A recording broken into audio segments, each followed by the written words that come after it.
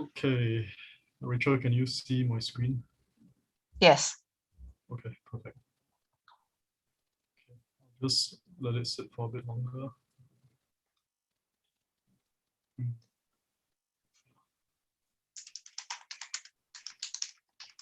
Rachel, try typing something in the chat. Give me a sec.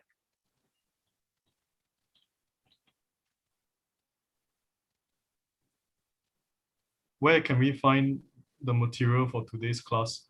Hello, Jiayi. So if you sign up through the Eventbrite link, right, when we send you the email, we actually have instructions for you to download the material for this evening's class.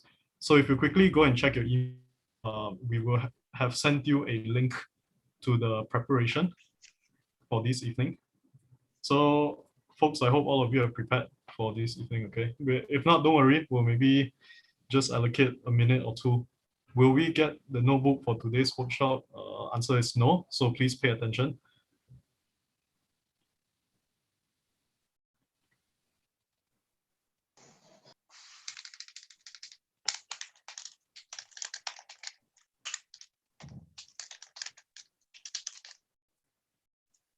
I will go at a reasonable pace, so everyone this evening will be able to follow. Once again, let me repeat, you will not be getting the notebook for this evening's workshop. That said, the link to acquire the CSV for this evening's class is open. So you can just download the CSV whenever and work on that. Top right. Yeah, it's from my chat window. I will be closing my chat window later on, so don't worry. All right, everyone. Time now is 7:04. Will we get recording? Oh, okay, that's a very good question. The answer is no, we won't be recording. Unless, yeah, I'm gonna start recording.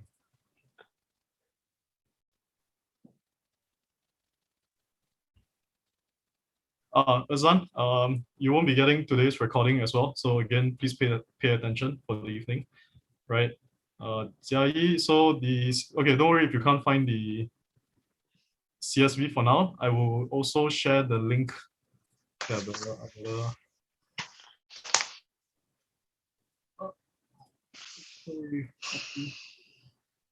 that's right. So folks, I have pasted the link to get the CSV for this evening's. Click it if you have not, all right? So I'm gonna close the chat box now. Rachel, my co-founder in this chat with me, will alert me if there's anything up, right? So, all right, party time, 7:05, let's begin.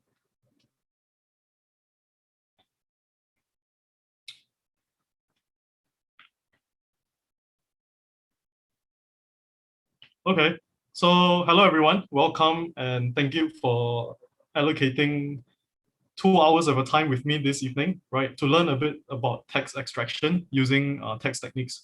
I mean, I said NLP, right, but it's actually a combination of different techniques which we'll explore for the evening, right? Again, my name is Jackie, right, and I'm a co-founder and CEO of UpLevel. Joining myself this evening is my co-founder Rachel, who should be sharing a bit about what we do later on. So here's what we'll go through tonight. I'll be talking about myself, UpLevel, followed by our code along, right? And a bit about myself before I start.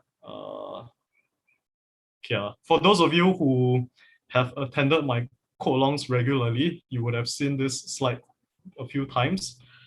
For those of you who are joining because of Shopee Code League, big welcome to all of you, right? Myself, I'm an entrepreneur, and I guess I've also gone into teaching, the Python and data science. To date, apart from online, I don't count online lectures. I don't count online workshops or lectures. I've taught like maybe close. This is not very updated, but 400 plus students in Python and data science, right? I have a PhD in data science and biology, right? And I lecture in NTU sometimes. Okay, I guess that's a bit about myself. I'm just gonna give the time over to my co-founder Rachel to introduce what UpLevel is about. Rachel? Uh-oh, you mute yourself.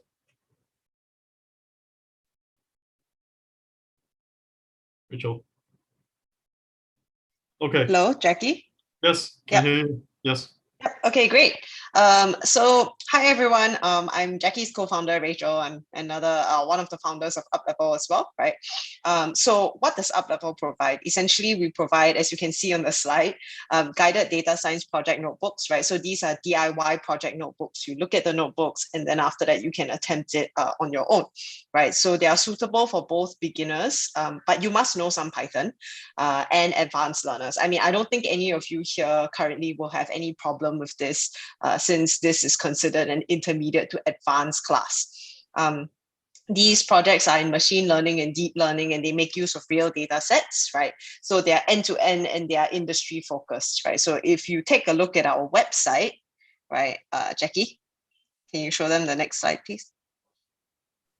Yeah, if you take a look at our website, right, as you can see over there, dataprojects.uplevel.work, right, you'll actually be able to take a look at the catalog and see the different kinds of projects that we have, right? So what we mean by industry focus is that, for an example, if you're interested in transport, right, the transport vertical, right, we have projects for that. If you're interested in the finance vertical and the healthcare vertical, right, we have projects for that as well. So it's organized in that manner, right? So one little special thing that we are holding just for today is that we are actually, if you're interested in a subscription plan, right, with us, right? So we actually have two options if you wish to join us. So one is the subscription plan and another is a credit package, okay? So today we are actually, and just for today only, until 11:59 p.m. tonight, right, we are holding a special discount for all of you, right? For one of our subscription packages. So right now, right, since this is on the screen, if any of you think you might be interested in this, it's a 6-month package, right? You can scan the QR code over there, right? And maybe you can take a look at it later, right? So what do you get as part of the package? Okay, so every month you will get 1 credit for a DIY project notebook. This means you get 1 credit or 1 notebook per month, right? You will have special access to our monthly code alongs that Jackie mentioned just now, right? You will also get access to our fireside chats where we, speak to different people. So in the first month, we spoke to 2 individuals who used to be with us, right? Who used to be with UpLevel, and then after that, they went on to do the AISG apprenticeship, right? And then in the second month, we actually had 2 different folks, one from Grab and one from Gojek, right? To talk about what it's like in data science, right? And whether you need a graduate degree to be in data science. So that's for our fireside chat, right? So you will have access to special segments to that, right? You will also get a community to learn with, right? And finally, you will get to suggest projects for the future. So if you have certain things that you want us to do, right? If you think, okay, I'm really interested in e-commerce, right? And this is what I'm interested in, you can suggest the project to us, and we'll get it up to you within a reasonable amount of time. So yes, what are you getting essentially? So for today, right, if you sign up by the end of today, with this QR code, you actually get 22% off, right? The price of a 6-month subscription. So what does that mean? That means that for each month, you'll be signing up for each month at $14.90 per month instead of the usual $19.90 per month. Okay, so or for if you sign up for the 6 months, $17.90 per month. So yes, it is a 22% discount. Yeah, I'll drop the link as well in case those who are scanning the QR have trouble scanning the QR code. So just drop the I'll do that in a bit, right? So you can go ahead with the rest of your segment first. Yeah. Okay. Joanne raised her hand. Just type it out in the chat if you like. Yeah, sure. No, as in, I think Joanne raised her hand. Oh, cool. Type it out. For folks who are subscribers who are joining us this code along, just tell the rest how fun my projects are. All right, we'll show this QR code again at the end of the code along, so hang in there, right? Rachel, don't forget to send the link in the chat later on. Okay, so thanks everyone. So I hope all of you had the chance and opportunity to prepare for tonight's code along, right? So a few things I need all of you to have, hopefully you all have at this point, right? Google account for your Google Drive, the address data that we'll be working with for the rest of the evening, address underscore raw.csv. Don't worry, I'll be spending a bit of time talking about the problem that we're facing and we'll be solving tonight. So if you haven't prepared, use that time while I'm speaking to prepare it. No worries, all right? No worries. So three steps in this instruction, very simple. Download address raw.csv from here. So if you scroll up, you will see that I've pasted a URL to download the CSV, right? And I'll need you to create a new folder in your Google Drive, name project address detection, or whatever you want, all right? And you will need to upload the CSV. You will also need to upload the CSV in that drive. Can I send the link here? Okay, so I'm just gonna paste the link again, right? For those of you who just entered, this is the CSV. This is the link to the CSV, all right? Okay, cool. So after all that preparation, you should see something like this. You should see something like this for starters, and we'll be working from there onwards. Okay, so schedule, we're right on time. I opened the door at 6:55 and we started at 7:05. We'll end roughly around 9 o'clock. I don't foresee us needing more time than that. I hope all of you had dinner. If you haven't, we'll be coding to whet your appetite for knowledge. Okay, introduction. So common statistic, you know that data scientists spend 50 to 80% of the time cleaning data. Even though data science and data analytics sounds very glitzy and glamorous, right? To be honest, my old startup, in my first startup, we were data science based as well, right? He would joke that he's a janitor, right? Because he cleans data all the time. So anyways, the idea is that the data can be quite dirty. I think we all know that, but the amount of time we spend, it's a lot, right? Now, consider the following. When you download your address underscore raw.csv and you open it as a data frame using pandas, what you see are three things. So you see item ID, shop ID, and address. We actually don't need the item shop ID.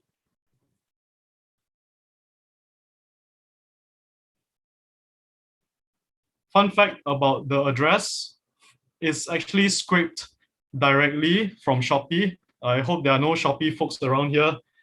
I'm sorry, fellas, but yeah. So what you see here are real addresses input by the suppliers, right? So when you go to Shopee, you go through the sites. Actually, when you click on some of the items, you will see that there's a particular field that says ships from so and so.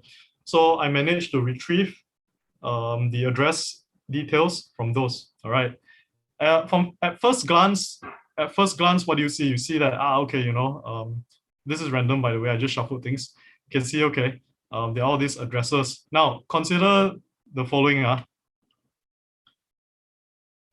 So here we have an example of a well-behaved address. The reason for why it's well-behaved is because you have the unit number, you have the road, you have, oh wait, this is the unit number, sorry. This is the road number, unit number, country code, followed by the postcode, right? So if we were to accept this as an example of a fully filled out address, this is a pretty well-behaved one. All good.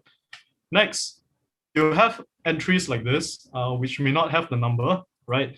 But as long as you have the postal code, I think it's not too bad, right? You can actually locate the place based on the postal code along. You know what state it is, you know what country, so on and so forth, right? Now, next, you have something like this from Indonesia. I hope, okay, I mean, okay, guys, don't take all of these addresses personally. Now, Indonesian address, okay, still doable, right? Still doable. You got the location, you got the state, district, followed by the company, followed by the country, sorry, followed by the country. which is ID. All right. So it's hard, but still doable, right? And then finally, we have something like this, right? And with, yeah, I personally can't read Chinese, so this is gonna be tough. So what's going on? What's going on here? You have a mix of data types, right? You have a mix of data types, and you have to make sure that all of them are in the same format so that they can fit into, say, your Excel file, or to be manipulated, no, to store onto a database, right, for later retrieval. It's painful, right? You multiply this by a few thousand variations and lines, and you have a huge problem at hand. So what do we do, and how should we like solve this? How do we solve this? Now in this, I mean, this is why we are here this evening, right? Strange, there's a bar right on top. It doesn't go away no matter what. Sorry, just let me see what's up. Okay, so our approaches for cleaning address data for this evening, right, will be we'll try various techniques to extract address data out of the text, right? More specifically, we want to detect things like postcode. We want to detect things like the number, the road, so on and so forth. Aha. Okay, never mind.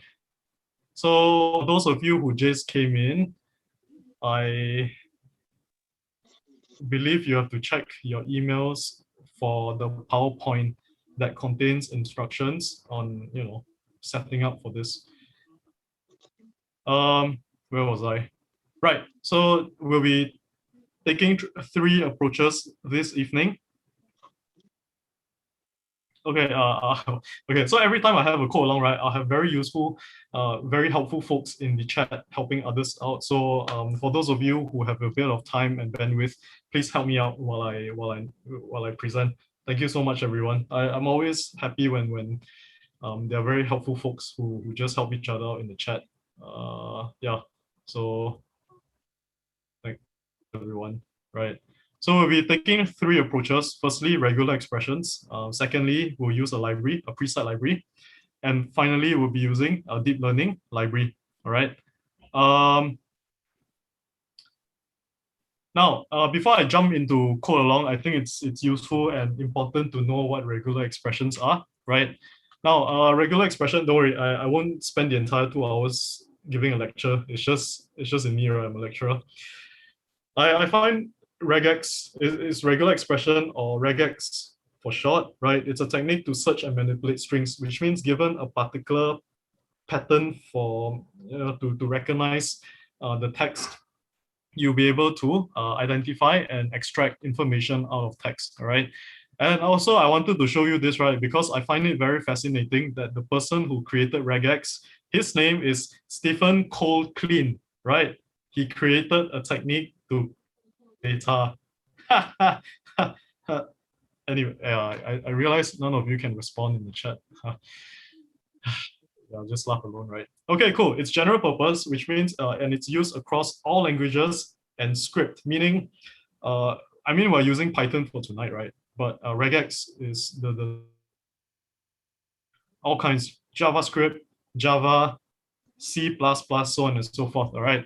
And we'll be using characters to define patterns for text detection, right? It's quite cool, right? This fact, you can tell people that, haha, the guy who created regex to clean data is a guy named Clean. Anyways, so how does regex work? Of course, I'll be showing you all these things, right? But we'll be applying what we learned from here later on, so don't worry, all right? Just take a quick look at all this. It seems foreign to you now, but we'll be using special characters to predefine the patterns of text to be detected in the text later on, all right? Again, don't worry about it if you're not familiar. If this is entirely new to you or intimidating, things that are complex usually is intimidating, especially something like this, right? So how would you recognize and extract an email address using regex? Something like this, right? This is pretty crazy, and once again, we will not be going, we will not be going this complex, all right? Don't worry, don't panic, please don't leave yet. Well, thanks everyone for laughing at my joke. Top half is a bit cut off because of the Zoom settings. I honestly, this is such is life to me, right? Don't worry, the headers, you don't have to worry. You just have to, like, just look at the center part. Actually, all these bars will disappear soon, all right? Again, this thing looks quite intimidating, but sometimes when I show you, when you look at all this computer stuff, right, it's quite intimidating, but I assure you it will be relatively straightforward later on. Okay, so without further ado, it's party time. Party time meaning that we will proceed to our code along. Okay. Now, for the benefit of our folks who just joined us, right? I think I still see people. What I'll need all of you to do quickly is to follow the following instructions. Download. You guys should have access to the preparation slides. No, yes, the top black box is the sharing bar. So meanwhile, while everyone prepares for this code along, I will answer some questions. How long does it take to learn regex to a competent level? 1 day, 1 week, okay? Cobra, my friend, I've spent years coding, and I still refer to cheat sheets every now and then when it comes to regular expressions, okay? It sucks. Regex is easy to pick up, but very, very hard to master. And the reason why is because depending on the task, you have to think really hard about the type of patterns you want to set up, okay? It's not, will the slides be shared after the workshop? Answer is no, right? Only to the subscribers. Okay, so without further ado, okay, I don't think there's any more questions, right, fellas? Okay, I can. Regular expression is my, yeah, so it's my depression as well. Okay, let's not get distracted. Let's start. Yes. Okay, so this is what you should see. This is what you should see in your Google Drive, right? If you follow the instructions properly, you will have, firstly, a folder named project address detection, and you will have the address raw.csv. Yeah, so you would have uploaded it into your folder, and now we're going to create a new Google Colab notebook. Okay, so there we have it.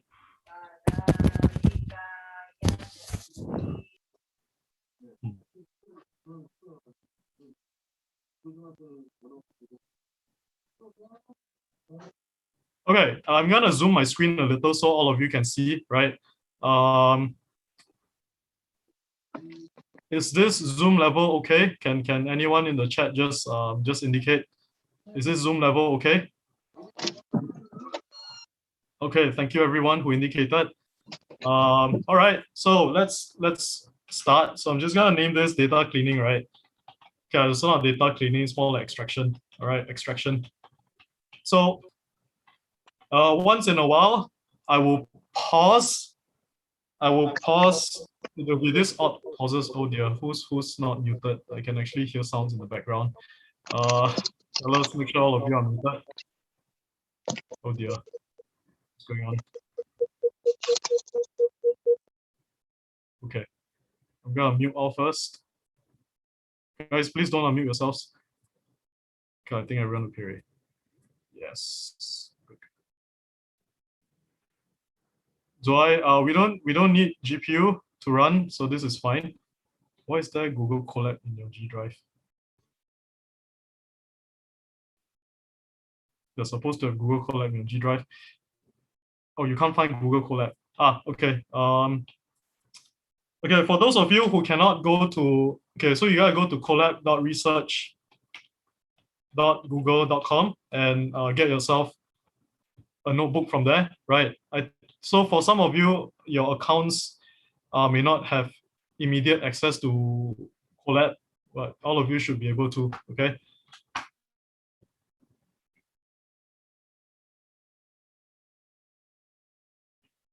Where was I?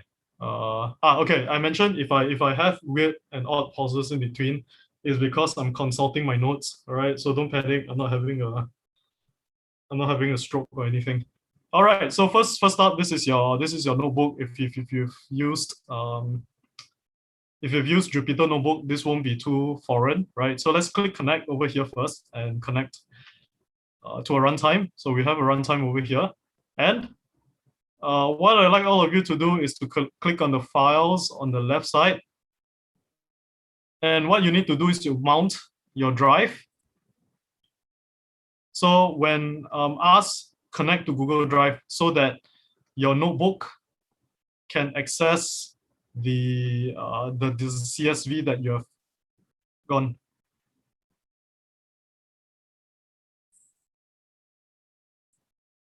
Okay, I have questions. So while I'm mounting, I'll just answer a question or two, right? I'm just looking at the chat right now. What happens if you don't click connect? If you don't click connect, if you try to run a cell, you will automatically connect anyways, no problem. Okay, a question just came in.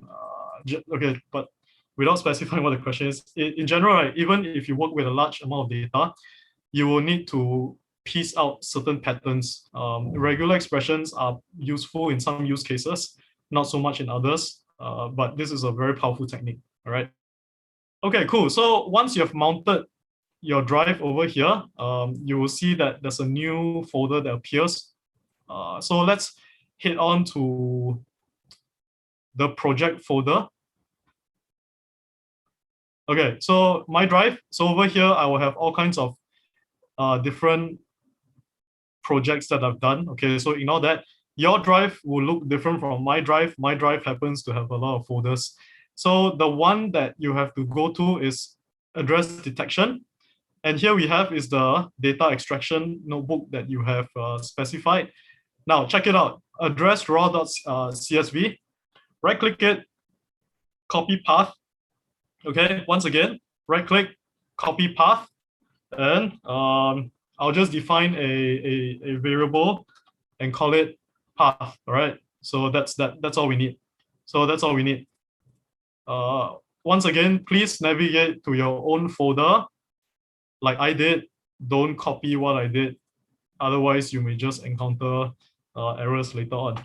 Okay, so there we have it. We have saved our path. That's all we need actually. So I will just maybe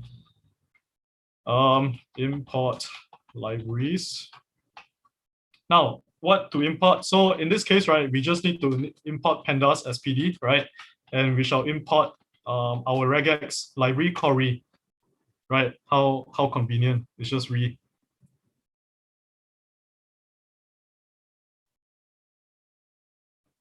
So that's actually all you need. But let's open up our data frame, right? So I will declare a variable called df, and it will be pd.read_csv path, right? So what is path? Path is again the path to that CSV that we have defined. All right, okay, cool. So this is what you see, right? You have 2090 over 3 columns. To be honest, we just need this particular column, right? Address. Thank you, Arik. Thank you, Aria, for sharing the CSV. Yeah, it's just, you know, it takes a village to help everyone. Cool. So I hope all of you have loaded this up. For those of you who have path error, who have some kind of error, you most likely have this wrong. So make sure you get the right path. Okay. So as mentioned, this might look familiar to you because this is kind of like the most well-behaved address we have right now. So we'll take that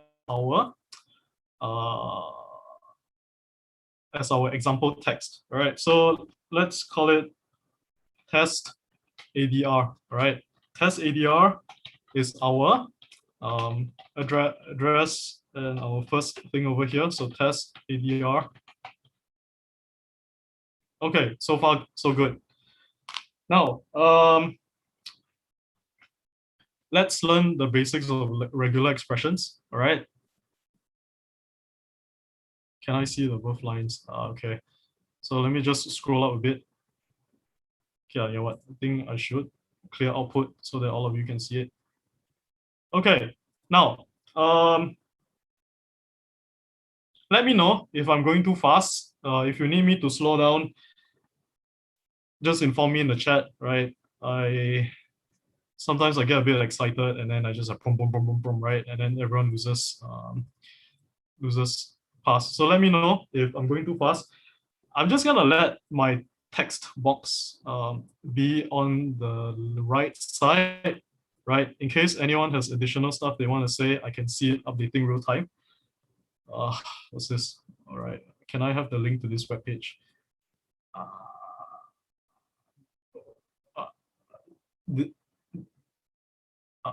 Okay, I'm not too sure where to start. Benny, this is from your own. This will be from your own Google Drive. You need to open a new Google Colab notebook. So for regex, remember what I mentioned about specifying patterns to to show to detect patterns, right? The most basic one that we can start with is actually the period. Okay, now the period. Yeah, maybe period is not a good one. Slash W. Okay, so let's do slash W. Okay, W means any character. Okay, any character. We will detect any character found in the string. Now, how does it work? Match. So we'll define a variable called match. Does it match? Yes. Okay, cool. Yeah, we'll define a variable called match, right? And it'll be right? We'll be using the regex library. Okay, good thing about Colab is that everything pops up, right? We will find all. By the way, for some of you pros, some of you regex pros, right?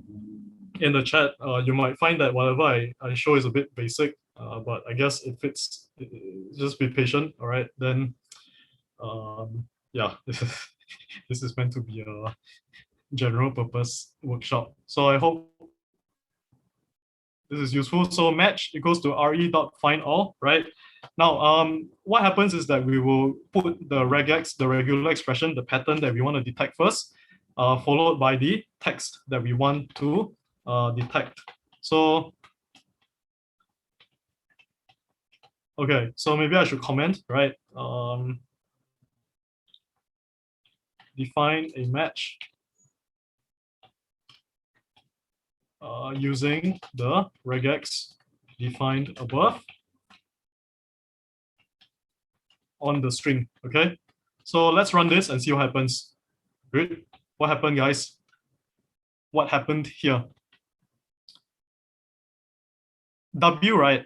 What W does, like what W alone does is that it looks out for, it searches for single letters, single alphanumeric letters. So what we have done here is we have detected in this line, single alphanumeric letters, 50 Serangoon, right? North Avenue. Now what's missing here? Can anyone tell me what's missing from this line? Yeah, the pound sign.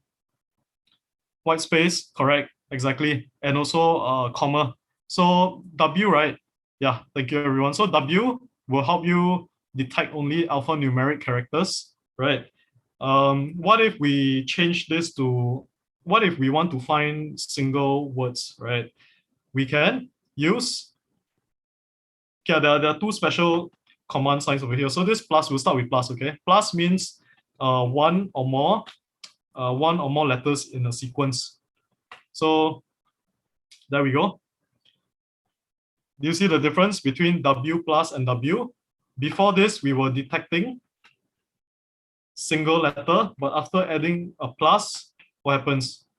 Oh, wow, okay, I'm actually detecting single words. Awesome, okay, awesome.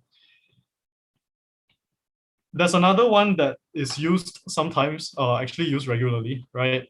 And it goes like this.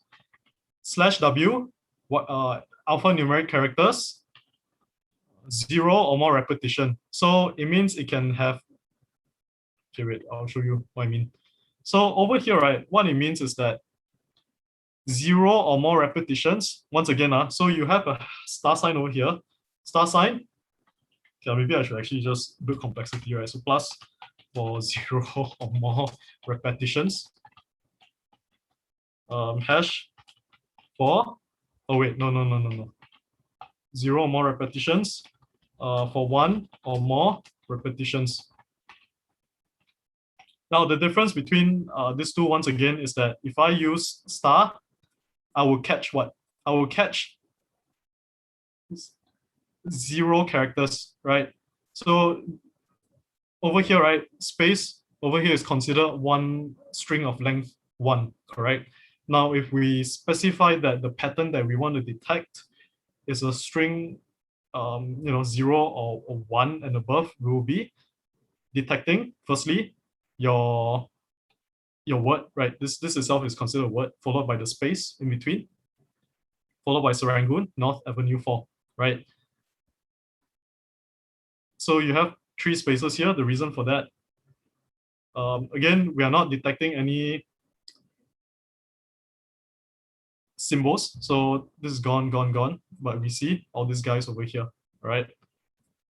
Now, what else? You might be wondering, okay, Jackie, we don't want words, we want numbers. Okay, so we use D. So let me just add a comment above for any alpha numeric characters. Now D for numbers, okay? D for numbers. Let's start with this. Good. Okay, so you have the all digits in your string. So let me just go up again. So what have we detected? We have detected 50, 4, 0, 7, 0, 2, 5, 5, 5, 8, 5, 6. That's why you see them all in a line. Okay. Again, so now that we know that W is for alphanumeric characters, /D is for numbers. What happens if we do a thing over here, right? If we add a plus sign,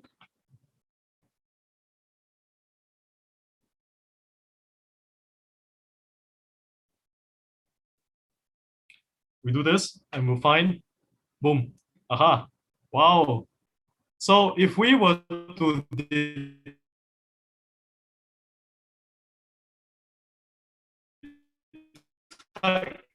detect postcode, can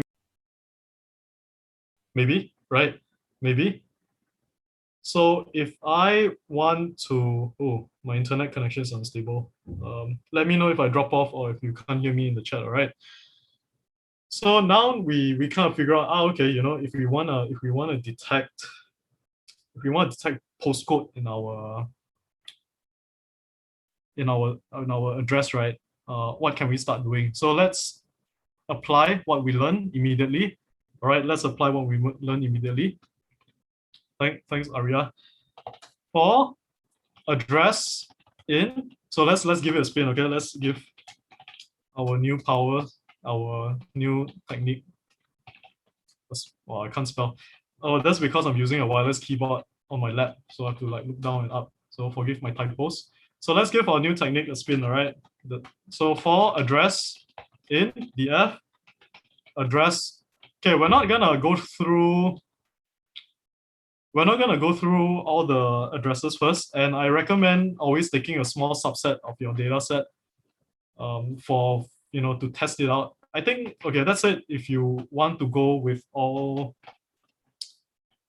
yeah, let's just go with 10 for now, okay? Let's go with 10 for now. Now, for address in df address for the first 10 rows, all right? We'll declare match goes to re dot find all, right? what's our regex? Okay, we need to define what our regex is first. All right, so let me think. Okay, we can just define it here. Okay, we just call it regex first. Okay, we'll give it more definitions later. So regex one, so slash d plus. Okay, find all regex address print match. Okay, what happens? Okay, not bad, guys. Not bad. We managed to extract what seems to be postcode from some of them, correct? So if we go back up, right, if you wanna double check your data over here, right? I mean it's only first 5, right? So what we can do over here is that what we can do is add address in. Okay, so folks, with it's a simple regex like this, right? Are we now able to extract the postcode from the address?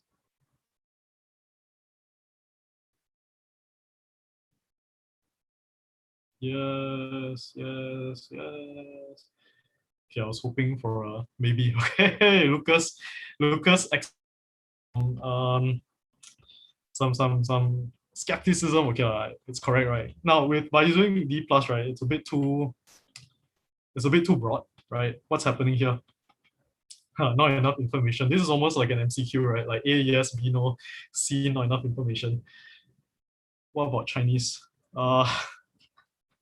So we can only detect characters which are standard strings. Oh wait, actually no. Wait, don't worry. I'll cover that a bit later on. So D plus, right? What happens with D plus is that it's actually it's detecting anything that's a number and spitting out back to us, right? We have managed to identify some, but we're also identifying wrong things like dot 308C, which is just 308, and that's totally wrong. Okay. Vivian suggests checking length. That's one way to do it. Yeah, Kongkui correctly mentioned that there are 6 digits for postcode. Now, this is where domain knowledge comes into play, right? I mean, when it comes to data, working with data, right, it's always important to know the domain meaning like the field that you're working. If we know that, hey, we're working with postcode data, and we know that there's only postcodes only range between 5 and above, 5 to 6, okay, for the purpose of this, let's go with 5 to 6, all right?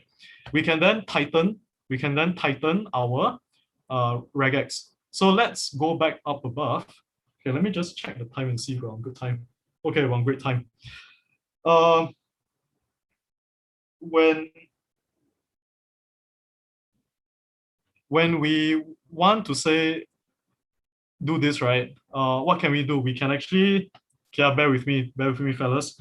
So I'm gonna do a D slash D slash D slash D slash D. Okay, one more. Oh, D slash D.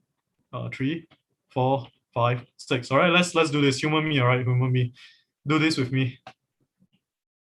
All right, what's going on?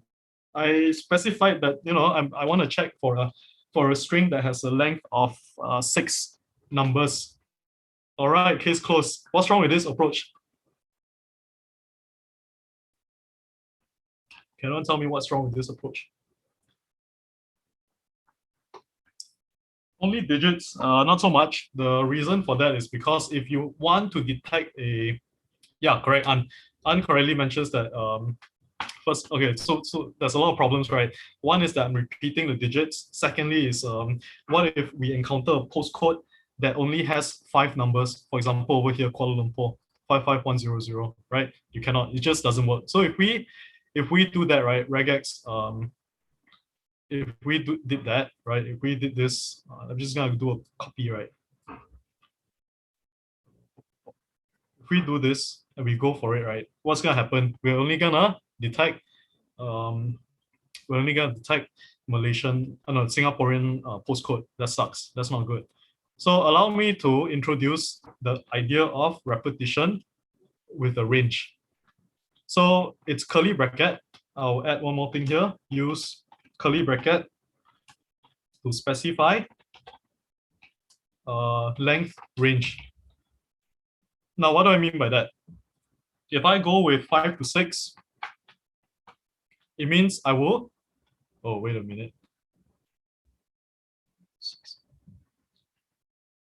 Why? Wait, oh, sorry, it's 5 comma. I'm getting too old for this. Yes, so, okay, 5 to 6. Now, of course, if I have another string, if I have another string that has only 5 numbers, then I'll be able to detect 5 to 6 numbers, okay? So let's play around, all right? Folks, just try playing around with the numbers, maybe 3, all right? Yeah? What happened here? We detected, so okay, over here, right, we detected anything between 1 to 3 inclusive, so 5, 0, right? 0, 7, we have 4 as well. Why 5, 5, 5, and 8, 5, 6? That's because, right, you see over here, you actually chunked it into 3, 3, so 3, 3. If I did 1, 4, you have something like this. 5, 0, 4, 0, 7, 0, 2, 5, 5, 5, 8, 5, 6. So there's no overlap over here. Okay, I'll see. What if there's a string of digits that has 7 digits? Would that include that? Okay, let's give that a try, shall we? So,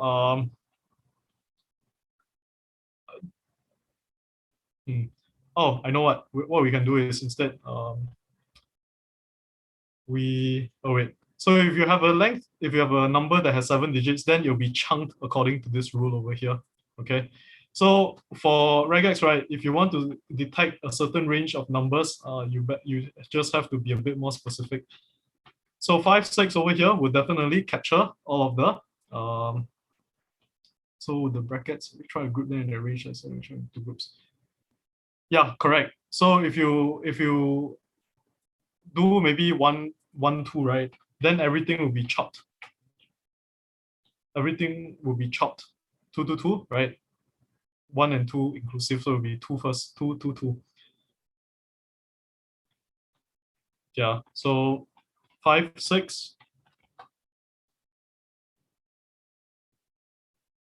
Now if I did maybe 7, 8. Cannot, because there are no numbers that has a length 7 specifically. You try 5, 6, first 10 rows, seems to also include those which don't match. Okay, let's give it a try, shall we?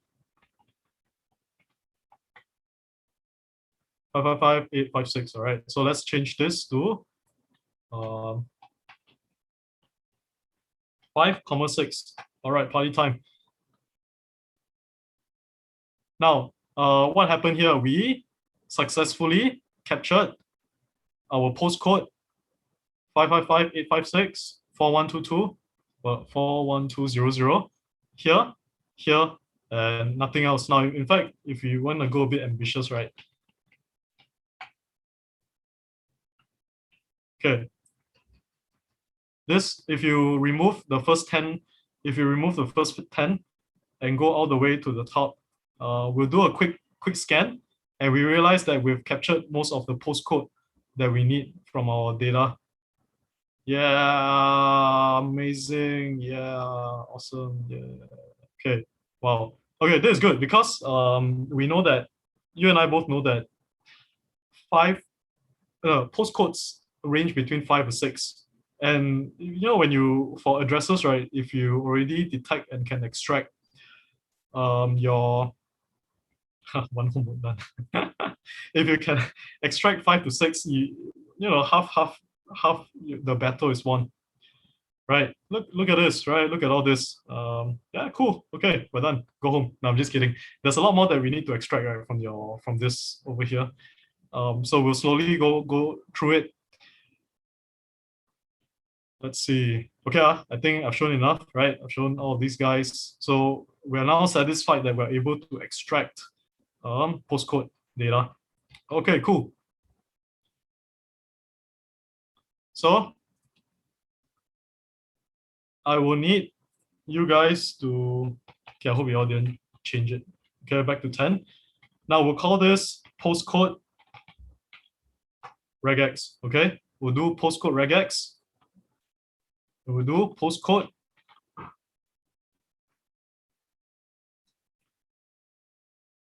more than 7 digits. Okay, if they are more than 7 digits, so actually in this particular data set, their phone numbers, they are 8 digits long. If you use 5,6, you won't capture them. So you actually pass through numbers which are eight digits long. So I'm not too sure if I can find them here.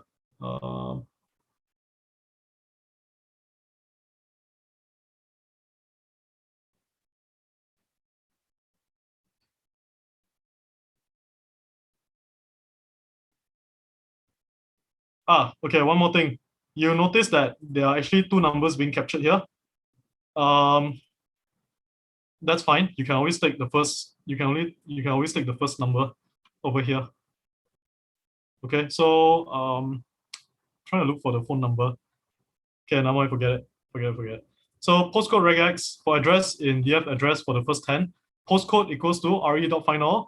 Postcode postcode regex address, right? Then this one is just we'll use this for something else later.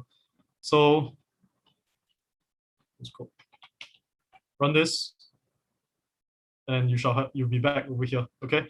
So what's next? Why don't we capture the?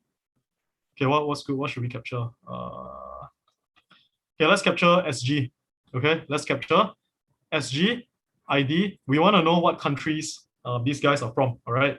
So let's go back to regex over here.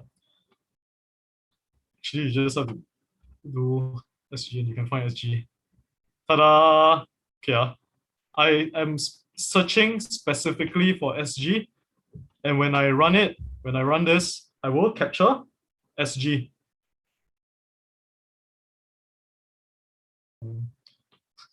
I don't know what else to say. This ta-da, SG. Right now, that too, we can do that too. So Joseph suggested W 2, 3. Now this will be between 2 to 3, but this will happen. So this is not specific enough. We'll end up capturing words, and then they'll be into this. It's not so good. It's always good to be as specific as possible. How to return only rows that has postcode. Use an if else, right? Just use an if else. Right over here, if you just want your postcode to appear, right?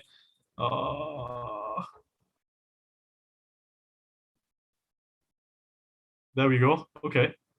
So, oh, sorry.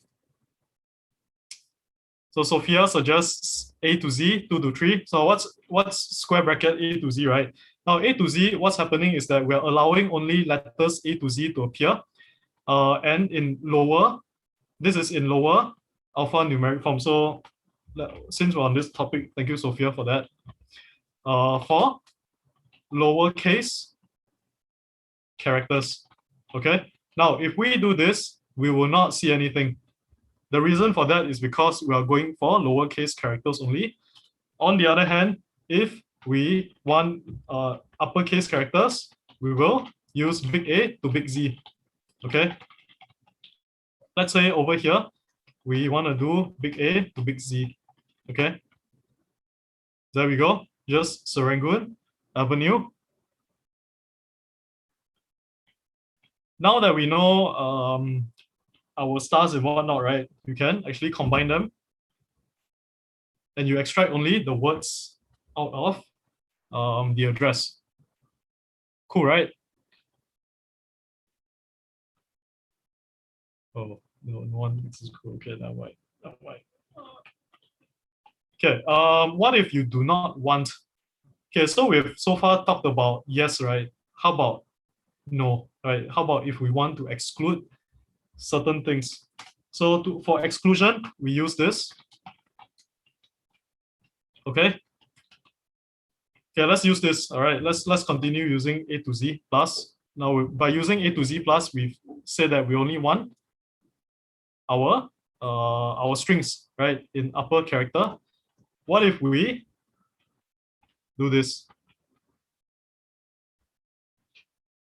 Eh, wait, give me a second. Just need to read.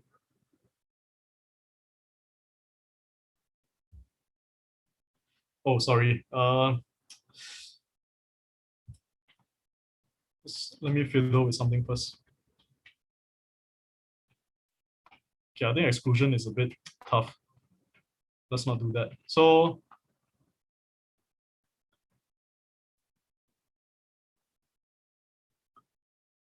A to Z plus 2 comma 3. Okay, so Albertus tried a certain way to do it, right? So he tried A to Z.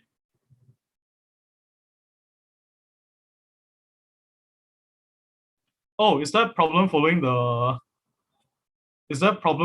the colon? I suggest, right, um, taking one half. So take one half. So change your window such that half of the zoom is actually, it's my, actually no, how does it work? Half it so that the other half of the screen is yours. Try not to switch as much as you can. Just resize your windows. But then it depends on your window size as well. Yep.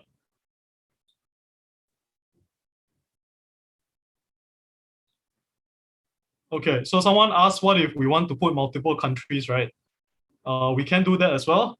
And how we do that, right, is we use this operator.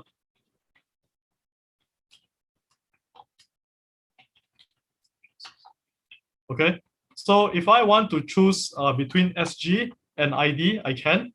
So let's do this, right? What happens? SG.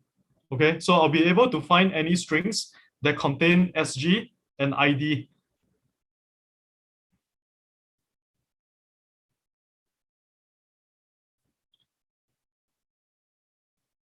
Let's do that. Oh yeah, cool. Oh wait, let's not do this. Let's use something else. Let's use country regex equals to. Oops. Okay.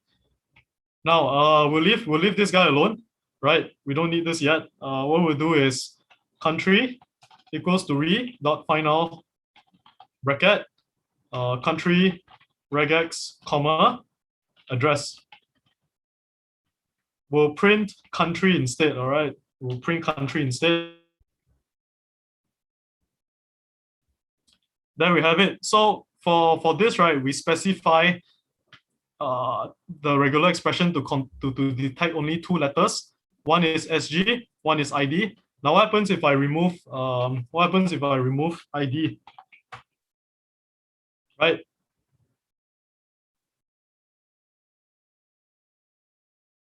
Right, even for this guy over here, that's yeah, see, it's just SG. Now if you put ID, then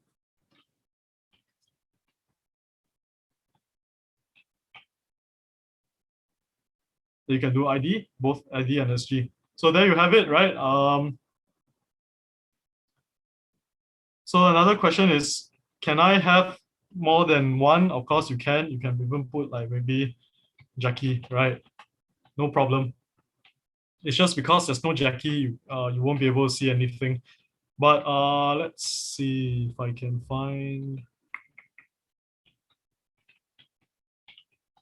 Java, right? There we go.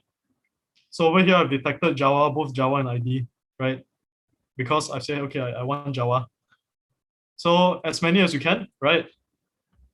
Uh, there's no upper limit to this, but of course, the more you put, the more things will be detected. Okay, so that's it. Postcode regex for country regex. Let's see, what else do we, yeah, let me just look at my notes for a bit.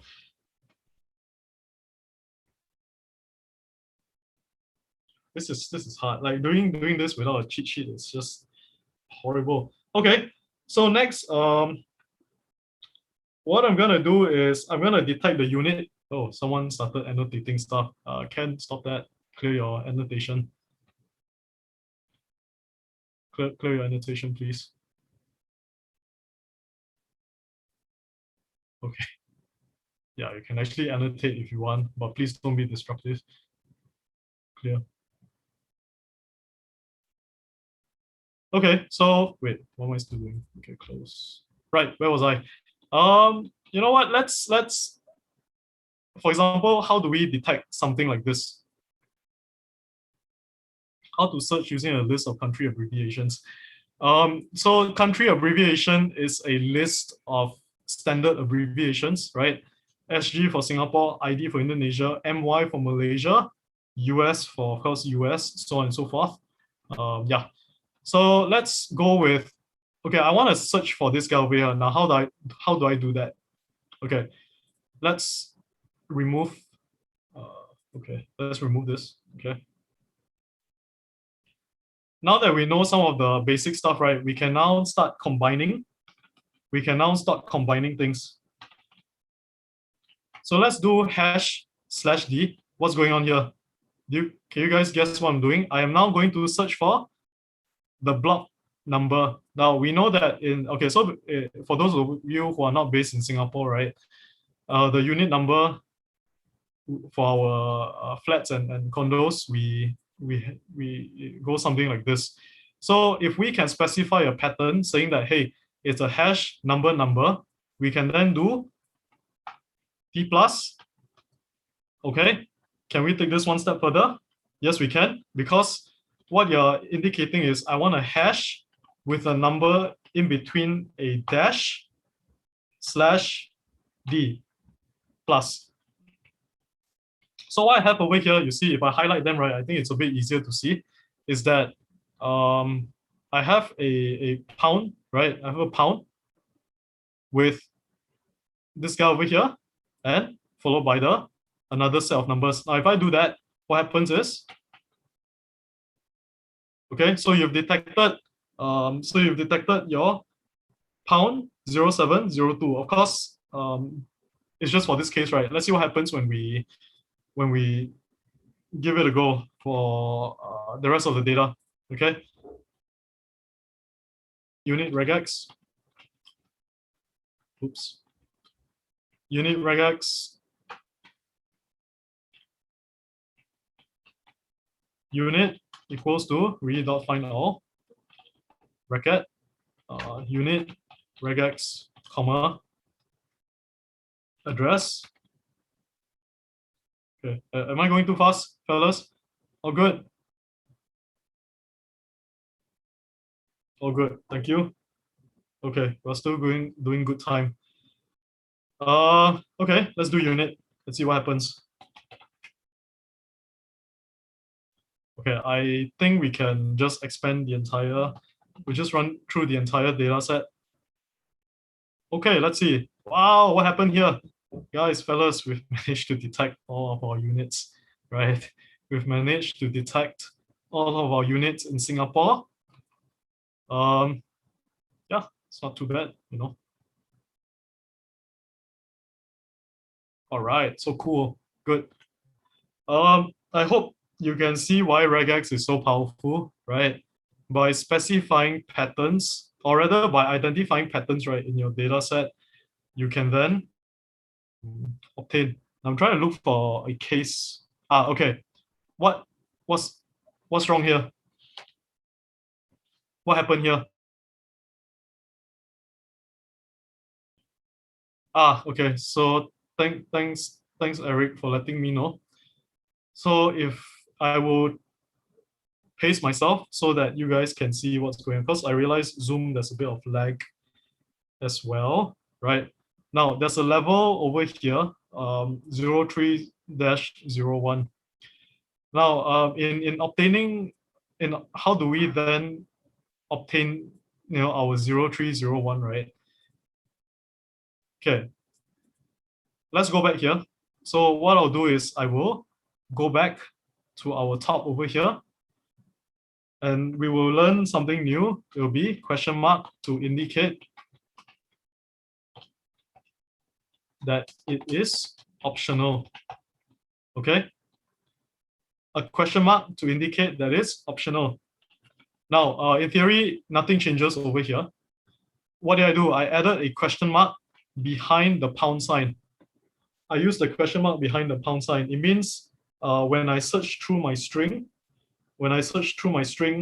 I if I encounter a string that maybe is in this particular that fulfills this particular criteria, meaning I have a number dash number, I will still take it because even though it doesn't have a pound sign, because this thing over here, I've designated it as optional. Okay, optional. Now, if I put the dash as optional, what happens?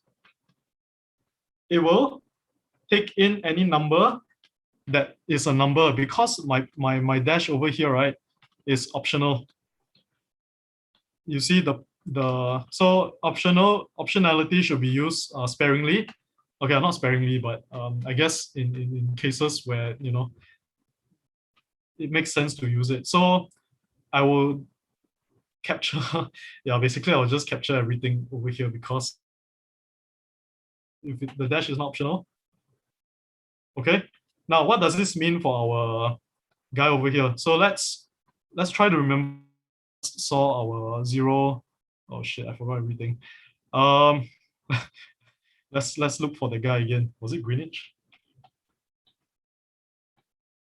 Greenwich. What was it that didn't have? Ah, okay. So it's 25 Greenwich Drive. Let's try to remember this together. I shall do optional over here, right? Let's do an optional over here.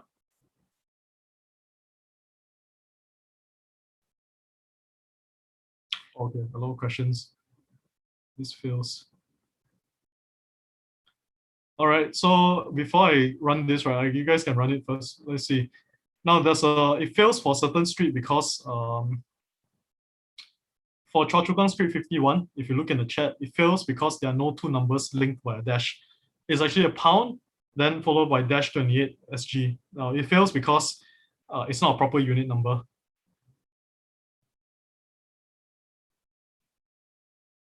Okay, character with question mark, optional, how to get string with optional. Yeah, correct. So if you want to get a string, I'll talk about that later. I'll talk about that later. That's a very good point. So let's just, it's 25 Greenwich Drive, right? Let's run this. Okay, let's go for 25 Greenwich. Nope, not this one. Ah, there we go. Do you see this? We have successfully captured 0301 because the dash, that's that number dash number, but the pound sign is optional.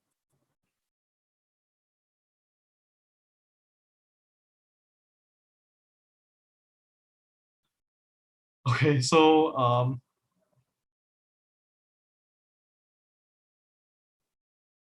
where was I? Right. So once again, make sure your question mark is in the right place. Don't put a question mark here. Remove it, and make sure your question mark is only here. Okay. So this is our unit regex. Right. We'll be using this to detect our unit. What else? Okay, last one.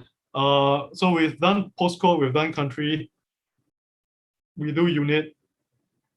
Let me think of a challenging one. Okay, let's detect the block. All right, let's detect the block. So I want to detect something like block 414 for Yishun Road SG, right? How do I do that? So we can now start combining things. So first, to address the question of, let's say if we want to find a string with a question mark, right? We know that the question mark is already used as special characters. So what we can do is just do this, right? Add an escape. So this escape will let regex will indicate that, hey, this is a string that we are looking for, not the optionality.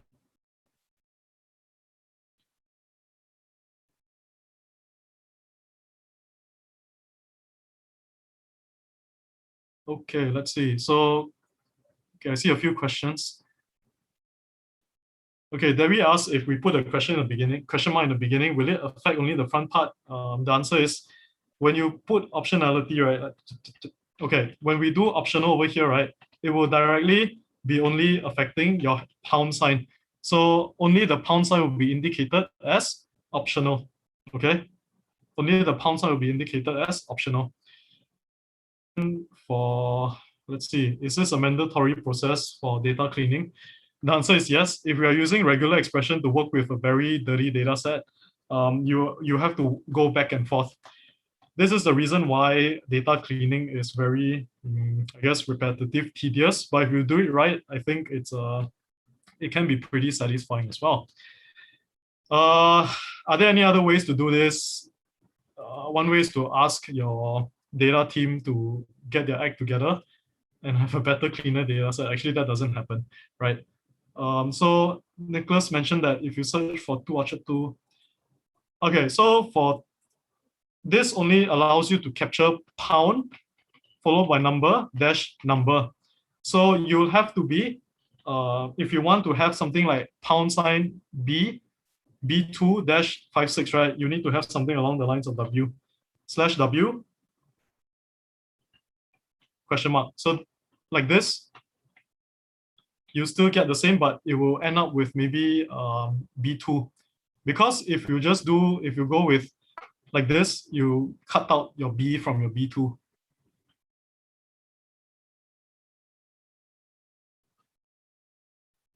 Equals minus.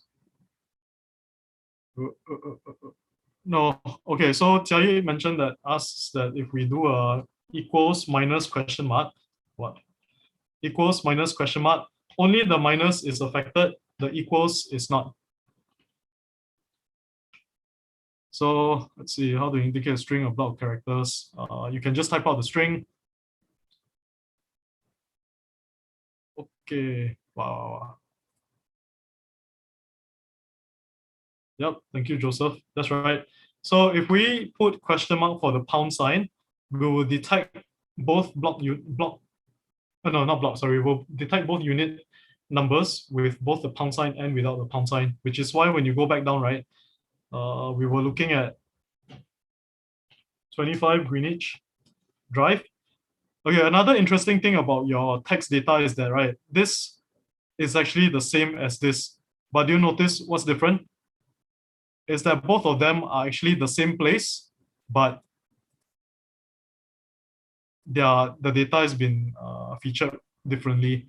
So that's the kind of problem we face when it comes to working with data. Real life data sets are dirty as hell, man. So you have a first-hand perspective on how how unstructured and dirty data can be. This is considered something that you encounter in the real workplace actually. This kind of dirty. So you need to ask if there's space between. Let's talk a bit about white space. So S for space in between characters. So I don't have a good example here. Okay, wait, let me see. Okay, what if I want Serangoon North together, right? What I can do is W plus W S W plus. What I'll do is I'll get Serangoon North. There we go. Okay, not Serangoon North. Yeah, basically like something like this. North Avenue, Serangoon. Now, the reason why I don't get Serangoon North is because I have 50 over here. So what I'll do instead is I will, okay, what's a good one? Let's see. A to Z, A to big Z, right? Boom. Okay, wait.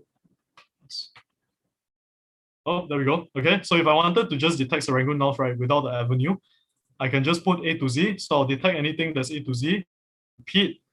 And in between, I have to have space in between, followed by W plus. I mean, you can also, let me see. This is applicable with Python. There we go, same thing, but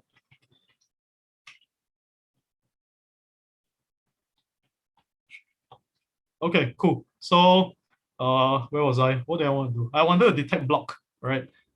What type of block string is block exceptional?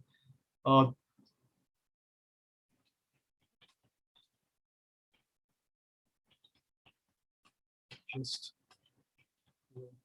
yeah. Okay, just reply someone in the chat. Okay, so far so good. So where was I? The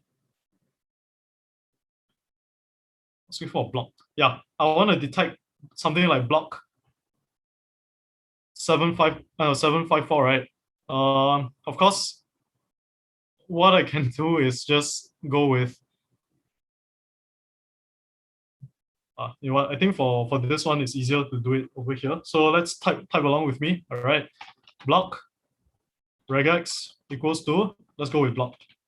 Okay, let's go with block first. Bear with me.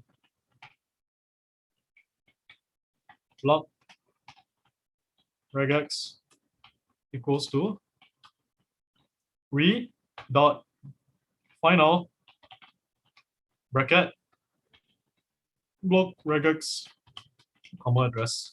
Okay, let's see what happens when we do that. Oh shit. Wait. What did I do? Block is not defined. Oh shit. Okay, this is bad. Block. Okay.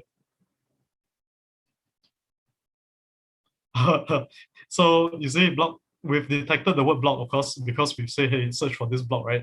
So of course, the next thing is what we'll do is D plus, right? Run again.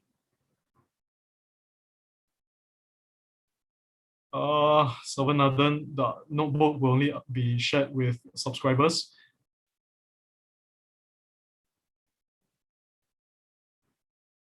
S, yeah, S is for white space.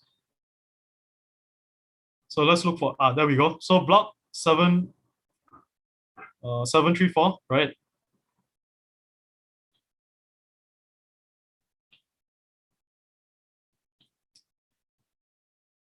Yeah, so that's about it. So if I want to find block, let me see if I can find a block that doesn't fit into this.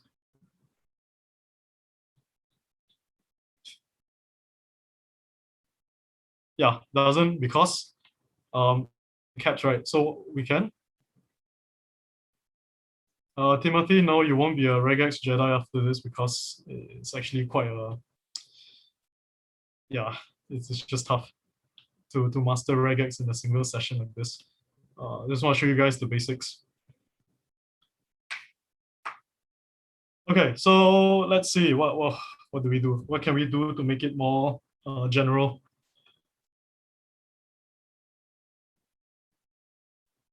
Okay, let's go back to the top. Oh wait, we don't need this. So for regex, what we can do, right, is that we can insist. Okay, actually, there are a few ways to do this, right? You can do, let me think, what's a good way? Oh shit, what happened? Oops.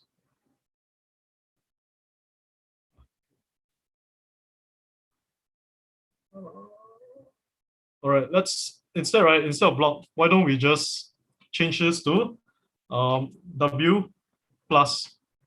Okay, bear with me. So let's do this. What happens? What do we capture? For the sake of illustration, what have we captured over here? We wanted something like, okay, this would not, we shouldn't have captured anything here, but instead we captured SG 188,504. Couldn't ask whether this is a regex course. The answer is no. But just want to show you guys what regex can do, right? As part of text extraction.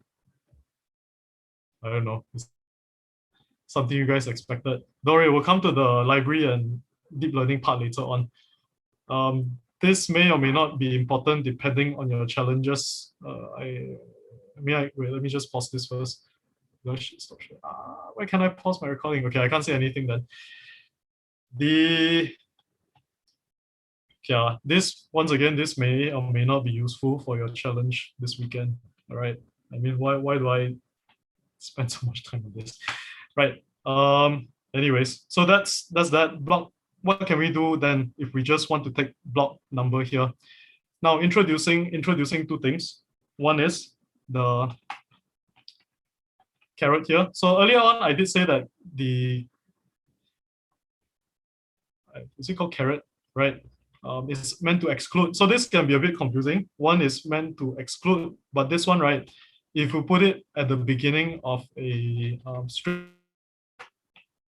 you will only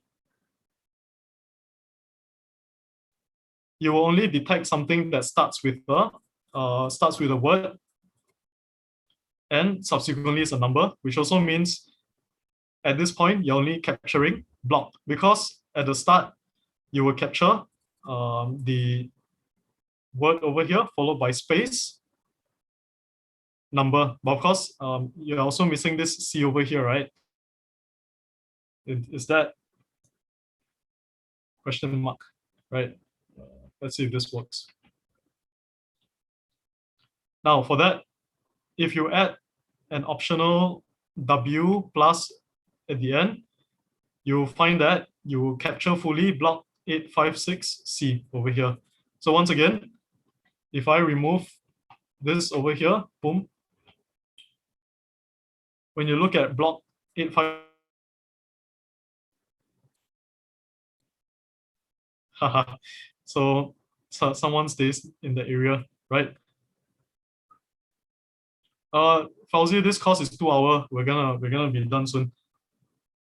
Okay, so I just wanna like demonstrate the power of regex to all of you, right? In cleaning and detecting certain text patterns. So Jai asks, is there a way to specify the word block but both upper and lower in a mixture of the case? Best to use something like this, a combination. Best to use a combination of this. Okay, Chinese characters. Chinese characters, you can, yeah. Technically, Chinese characters, you just copy the entire Chinese character, right?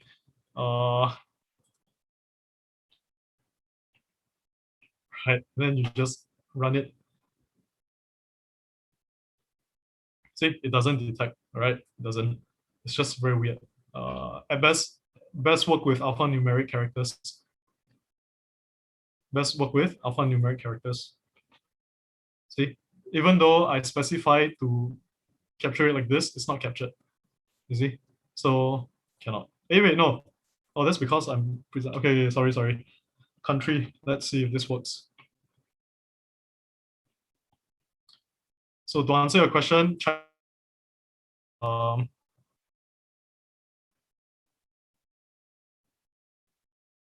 yeah. So Chinese characters can. I just have my reservation regarding Chinese characters. Okay, cool. Whatever you put in your regex, you can find, I guess. Nice. Okay, we are done in this area, right? So I'm just gonna like quickly move out of. Okay, how do I get out? Okay, back to this.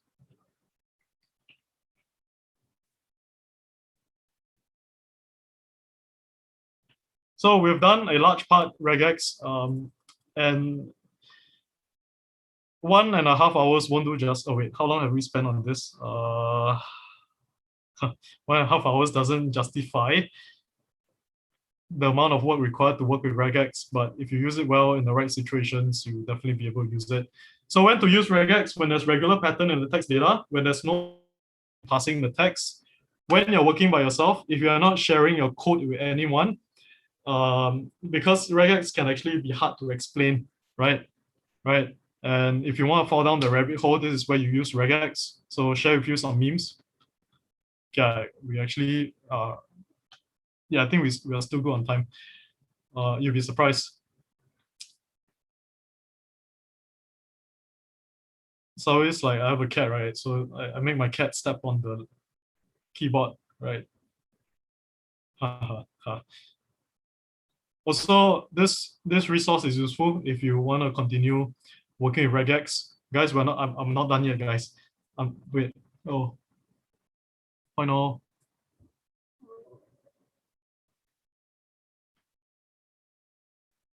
Wow. Okay, a lot of questions. yeah, we still have a code along. We hold code alongs every month, right?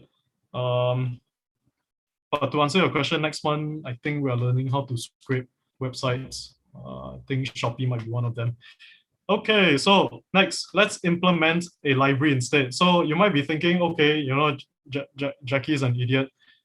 He says a lot of stupid things. Why don't we just use a library to do it? Okay, we can, right? In fact, then you might be wondering why did I spend the past 1.5 hours sitting here and listening to Jackie say stupid things, right? When there's a library over here. That's true, right? Pre-written code for you to use on data. A lot of pain is moved outside. But imagine all that regex writing has been taken care of for you, right? The only downside with using libraries to parse your text, it's not configurable, and whatever the writer writes, you're more or less at the mercy, unless you you open the code and you actually do your own custom edits, right?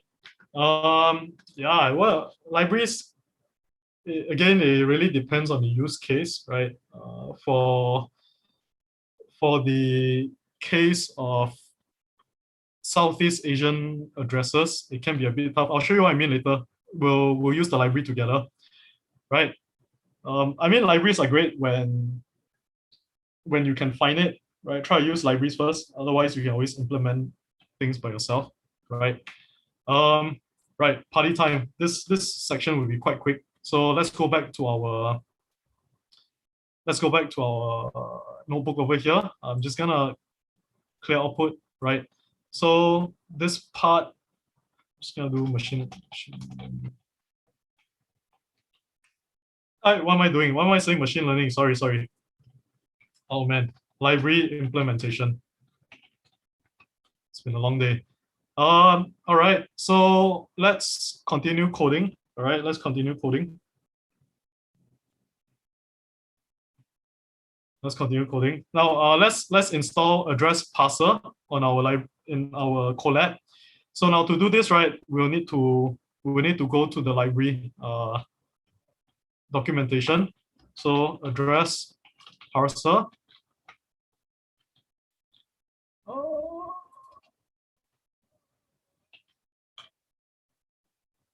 What? There we go. Okay. So address parser, right? Here we go. Address parser. And to do it, we need to pip install address dash parser. Go back here, right? So we will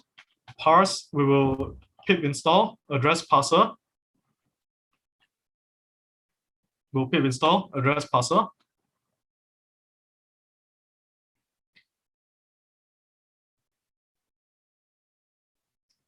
Okay. So Joseph, the block regex is this.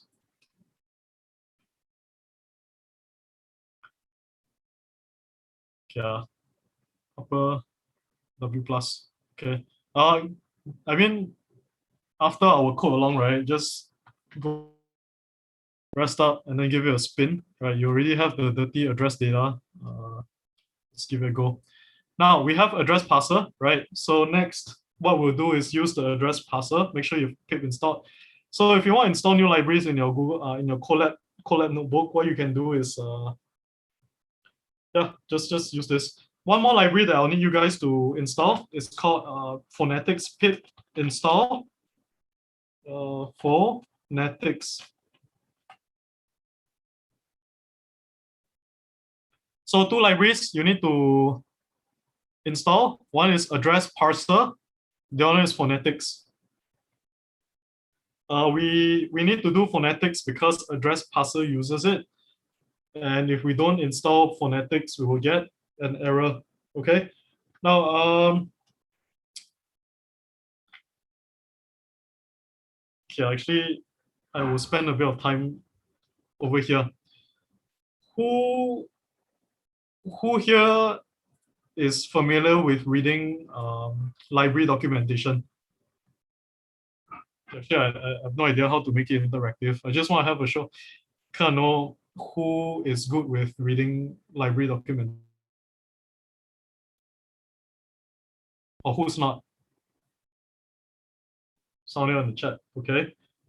So I will. Okay, good. All right. Let's. We're doing what? Spacey. Haha. No, we're not doing spacey. Okay. All right. Let's spend a bit of time just looking through this library then.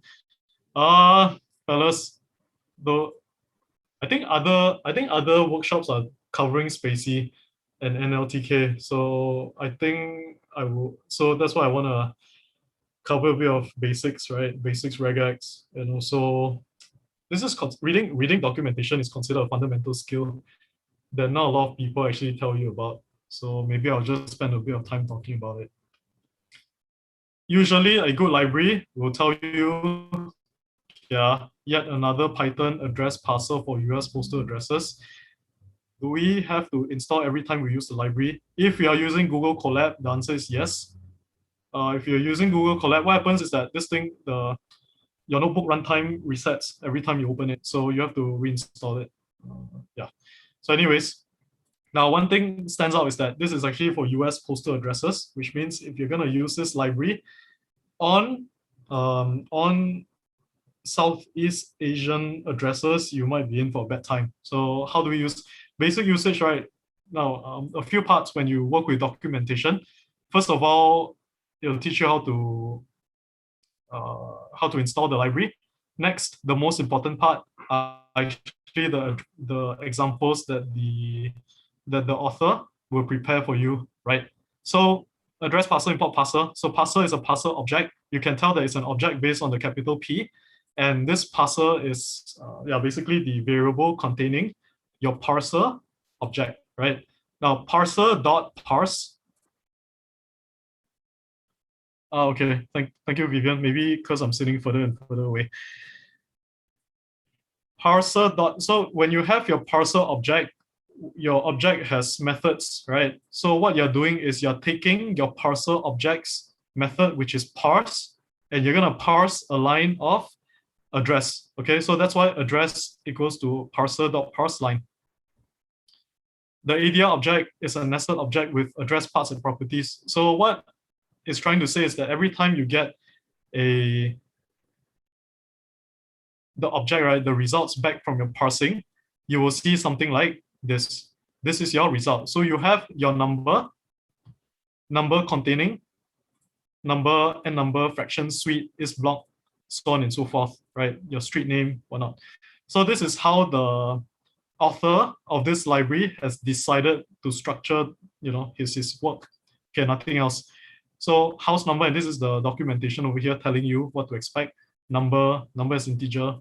If there's no house number, it will be a -1, so on and so forth. Street name, direction. Is it a street? Is it an avenue?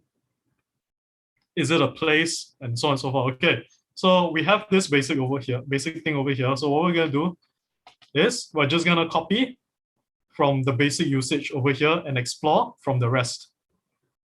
Okay, so we're just gonna come back here.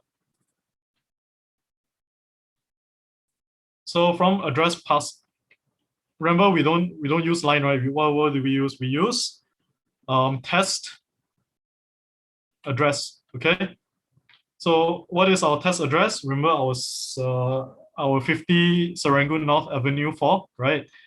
Now what happens? Let's run this first and take a look at what ADR is. Hey, wait a minute, what's going on? Remember ADR, right, is an object, correct? And it's a top bunch object. Now if we, okay, it's okay to get confused at this point because you then need to go back to your document and then documentation and then look at what's going on here. Now over here, there's this line that says you can also access everything as dictionary from the top level. ADR.dict will return all past components as a dictionary, and each of the top level bunches can also be used as dictionary. So it'll be ADR.row.dict. Okay, now what does it mean for us? It means for us over here, if the author says that, hey, you can actually access this as a dictionary, right? So this is what the library has passed. it has given you all this.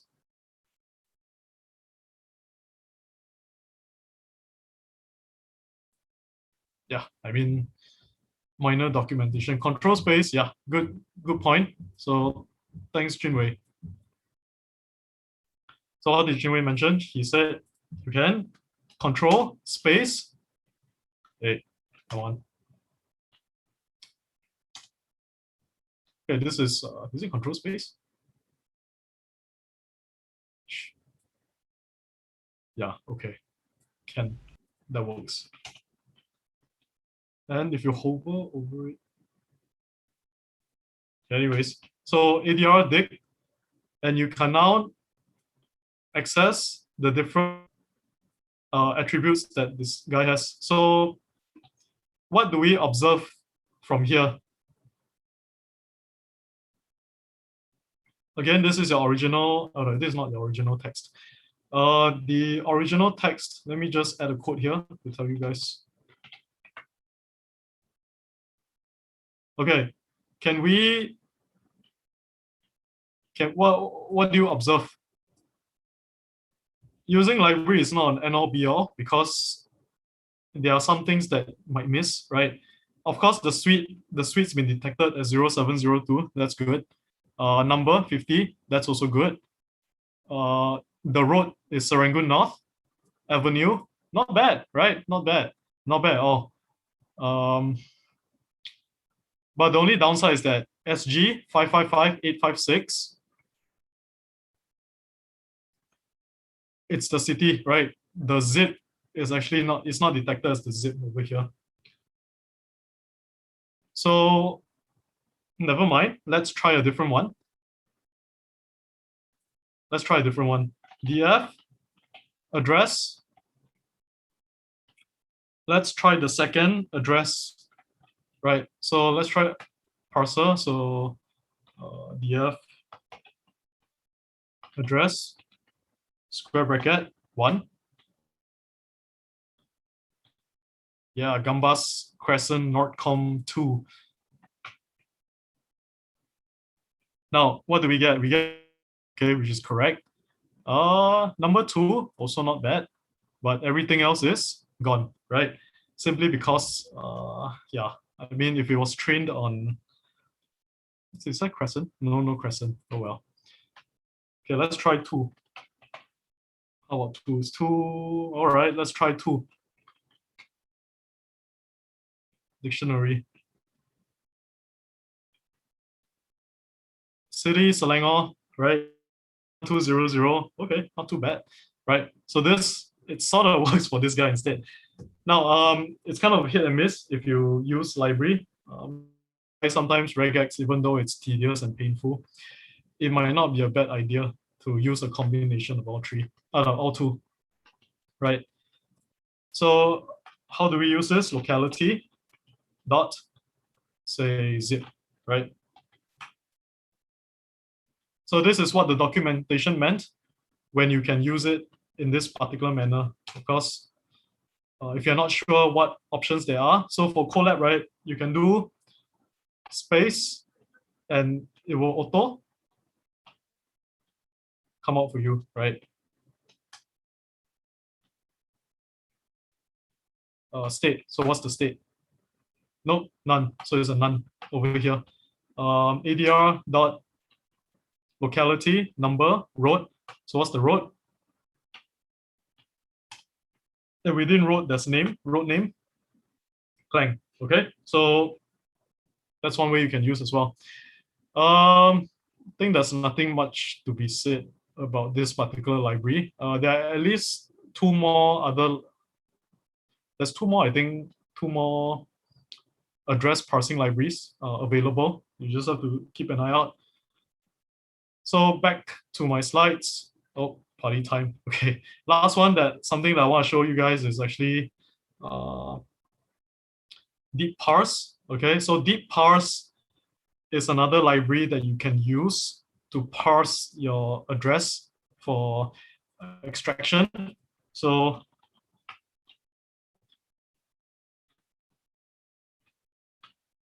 deep parse.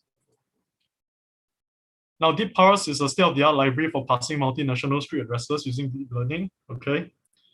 Uh, I like this because it takes away a lot of the pain, right? Now, there are two kinds of address data. Clean data, which refers to addresses containing four categories: street name, municipality, province, and postal code, meaning you have kind of like the area, have the state, and the postal code. Now, noisy data means you're missing. The model is trained on 20 countries data, clean data, right? And this is the performance. Right. Now, if what they did is also a zero-shot evaluation, what does it mean by zero-shot? It means without the model ever seeing data from the other countries, from the other 41 countries, these are the results shown over here. Now, how do we interpret this table? Fast text, fast text is a text embedding thing, right? PBMB is another one. So if you use fast text as your kind of like how do I put it?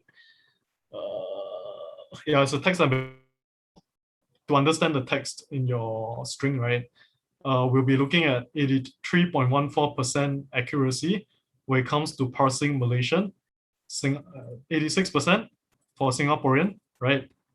And a few other countries pretty good. And you can question to the others in this chat.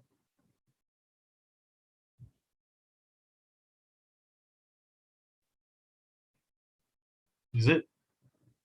You guys can't use third-party libraries? Ah, okay, no worries. If you can't use third-party libraries, let Uncle Tan here teach you guys a hack, right? Let's see. So if you, yeah, fun fact, if you guys can't use libraries, what can you use instead?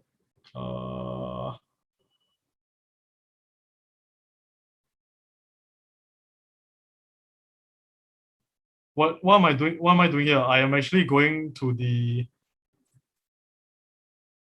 oh shit, where is it? What's the library? Nope. Ah, homepage, got it. So if you cannot use the libraries, what you can do, what can you do? You can actually just go down to, yeah, copy paste, folks. Just copy paste everything, right?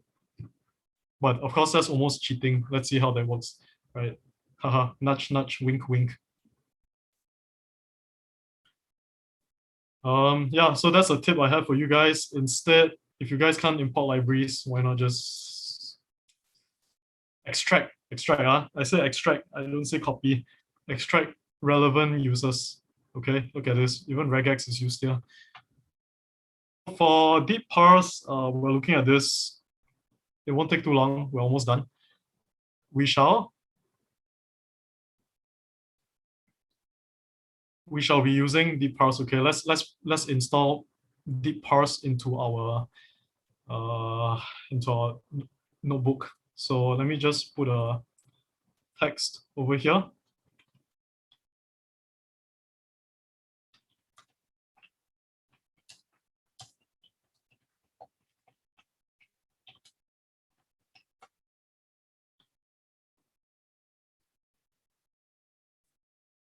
Okay, I'll need you guys to pip install a few things for me. So very fast game.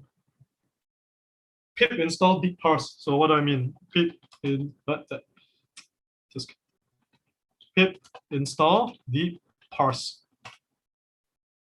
Easy game.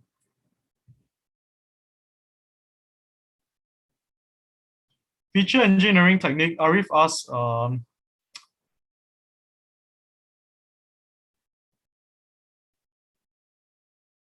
let's see what the Arif asks. Okay. Any feature engineering technique can use for text data. I think the best thing you can do is clean your data properly. So, earlier on we looked at the address data, right? So this is still running. Let me just go up. just make sure everything is clean in the sense that you have no typos. Let's see what's a good way to clean this, guys.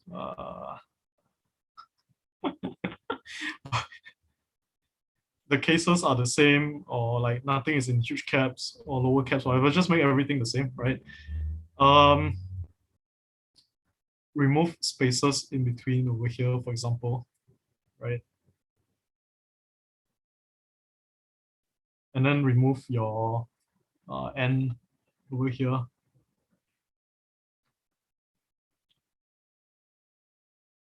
Okay, done. So we are done. Oops. We are done with languages. Okay, I tried. So Melvin asked a very interesting question. How do we deal with data in a completely different language? A few ways. Depends on what the problem is, actually. Because if the problem that you're tackling, right, is say you're looking at sentiment analysis. So you're doing sentiment analysis, then you definitely need to translate that Chinese character into something else, right? Other than that, generally I'd say depending on the task, but just translate if you can, right? Emojis, there's a library that assigns sentiment scores to emojis, right? Can't remember what that is. I can take a look at it later. But emojis, you can assign them scores as well. You can either assign them scores yourself, or I think there are existing libraries that assign sentiment scores to emojis. Yep. Okay, so without further ado, 10 more minutes. Okay, good. Easy game. So what we're gonna do is we're just gonna go straight to the documentations library. We're just gonna copy the entire thing here. See, getting started, right? Very useful, because they will tell you, okay, let's see. We just parse one address, right? We just copy from top over here. We will anticipate a few things: street number, street name, unit, municipality, province, postal code, orientation, and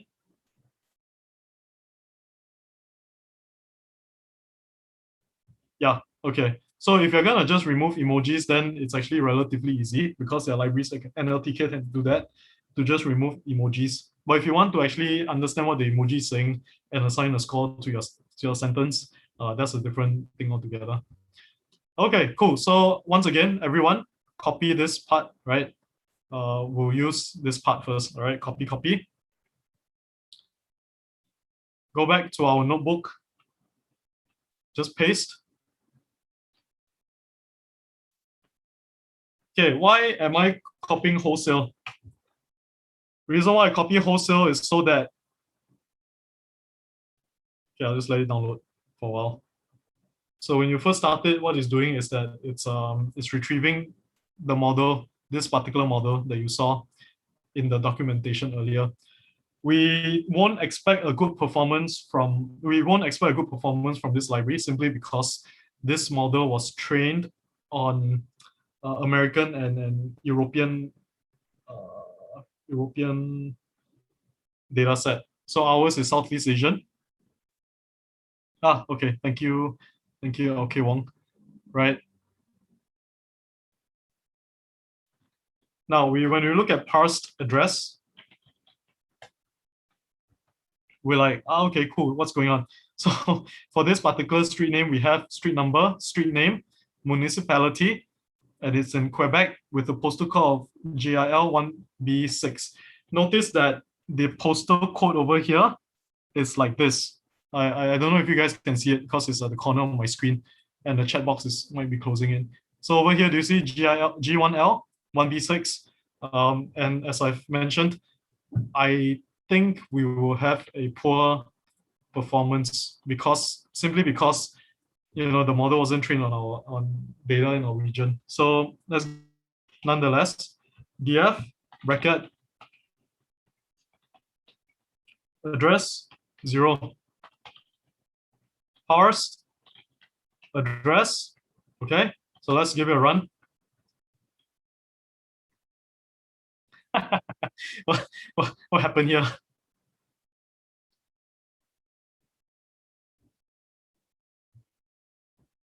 What do we see?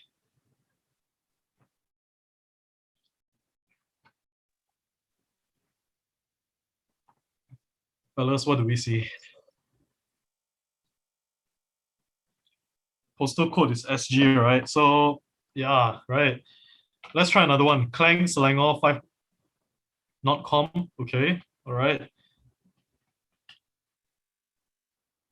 Okay, this is not too bad. Street name is Klang. Is Klang a street name? It's not. It's actually an area. Municipality, Selangor. Postal code, the only thing that we get right is the postal code. Yeah, so it's not too bad. But okay, consider this, right? If you combine all three techniques, regex, a library that does address parsing, and finally your deep parse, do you think will end up better than if you were to use one technique alone?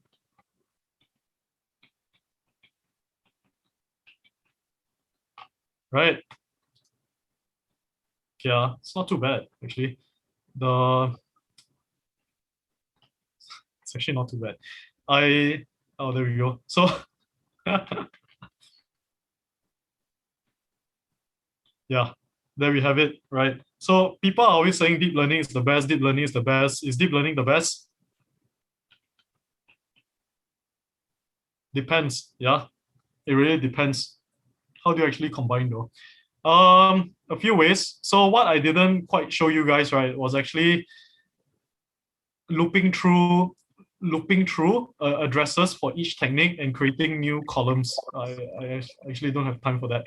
But the idea is that you create columns, right? So we're gonna extract to do a loop. Yes, correct. Do a loop. Do a loop. Now, one last thing about this particular library, one good thing about this library is that if you have your own data set, you can actually retrain your model. But you need to have high quality Southeast Asian data set. All right. You need to have a high quality Southeast Asian data set. Where do you find all these high quality Southeast Asians? What am I saying? How and where do you find all these high quality Southeast Asian address data? For Singapore, it's relatively straightforward. We gov.sg. Not Shopee, not Shopee. Yeah, Shopee. Guys, the reason why we had this in the first place is because Shopee, the address data found in Shopee, right, is a bit dirty. All right. Government, exactly correct. So Ahmad, Ahmad says whether to train with the label. Yes, correct. Okay, show you what I mean, all right? Let's see. Data.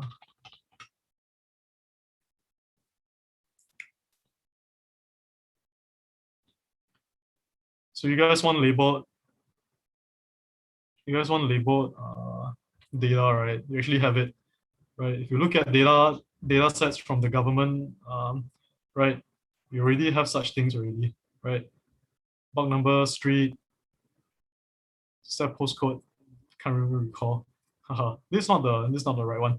But yeah, see, you can actually have access to all these things over here. And you can actually label it yourself. If you're in a team, you can always split the work. Let's see, is it property information? Nope, nope, nope, nope, nope, nope, nope, nope, nope. Yeah, anyways, the whole idea is that you can access a high quality address data set. Why Shopee addresses still dirty? Because it's manually entered by thousands and thousands of people, right? Whereas for this, there's probably some quality control, right? Okay, so this, okay, I won't go too deeply into this. Maybe I should. So how do we access the information found. So for example, street name. Okay, there's no street name here. So wait, let's go with 0. Okay. As you would with an object with attributes. So in this case, municipality, orientation, postal code, these are all its attributes. Okay, raw address, postal. Okay, so this is how you use it. Okay, so there we have it. The end of text extraction. Now the main lesson, right? The main lesson. Let's do a quick recap, right? Let's do a quick recap. Oh yeah. So this is the. So we had our party time. Oh, wait. So pros and cons of deep learning library, right? Is that of course it's deep learning, right? Sounds awesome, sounds impressive. But if the training data is not, it's not from a domain that we need it to be, we will have to do a bit of retraining, right? Either via transfer learning or something else, and that is beyond the scope of this evening's workshop, right? You need high quality data, which if the challenge it pertains to address extraction from free text, right? Then you will need to work as a team to actually, obtain high quality data for retraining. Okay.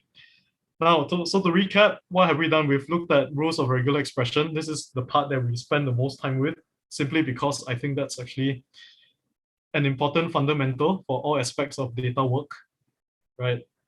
Even if you find yourself out there next time working as a data analyst, if you encounter dirty data, chances are regular expressions will save your day.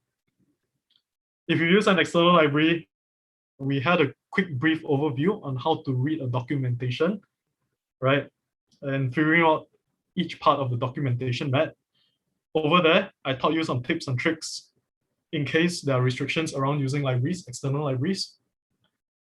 And finally, for deep learning, it's not so much about using deep learning to extract information from our text, but I just want to demonstrate to all of you that it's not easy working with relatively dirty data, okay? Now, we've come to the end of the workshop, but stick around for a bit longer, please, right? Stick around for a bit longer. Yes, so Hafiz is correct. Accuracy with deep learning is low because the data that we input is dirty, right?